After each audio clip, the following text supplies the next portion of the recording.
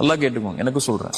ஒரே ஒரு விஷயமே உங்களுடைய வாழ்க்கையில் இருந்தா போதும், அல்லாஹ் உங்களை பாதுகாத்துக்கிட்டே இருப்பான். அந்த பாதுகாப்புல இருந்து நீங்க விலகவே மாட்டீங்க. அந்த ஒரு விஷயத்தை மட்டும் உங்களுடைய மௌத்து வரைக்கும் நீங்க கடைபிடிச்சீங்கன்னா போதும். ஃபஜ்ர் தொழுங்க. ரசூலுல்லாஹி ஸல்லல்லாஹு அலைஹி வஸல்லம் சொன்னாங்க, யார் ஃபஜ்ரை தொழுவாரோ அவர் அல்லாஹ்வுடைய பாதுகாப்பில் இருப்பவர். அல்லாஹ்வுடைய பாதுகாப்பில் இருப்பவரை எதுவும் தீண்டாது. ரசூலுல்லாஹ்வுடைய வார்த்தை இல்லையா? காலையில எழுந்து அவன் அல்லாஹ்வுக்காக என்ற காலத்தை அந்த குளிருள்ள நேரத்திலையும் வெளிச்சமில்லாத அந்த நேரத்திலையும் நடந்து போய் அல்லாஹ்வுக்காக நிறைவேற்றக்கூடியவருக்கு ரசூலுல்லாஹி ஸல்லல்லாஹு அலைஹி வஸல்லம் சொன்னாங்க, யார் இரவுடைய அந்த இருள்களில் நடந்து கொண்டு பள்ளியை நோக்கி சென்று தொழுகை நிறைவேற்றுவாரோ நூறு இத்தாமியோமல் கியாமா, மறுமையில் அவர் வெளிச்சத்தோடு வருவார்.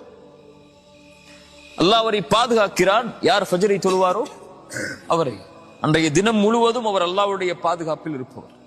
அல்லாஹ்வுடைய பாதுகாப்பில் இருப்பவரை யாரும் எதுவும் அவரை செய்யாது.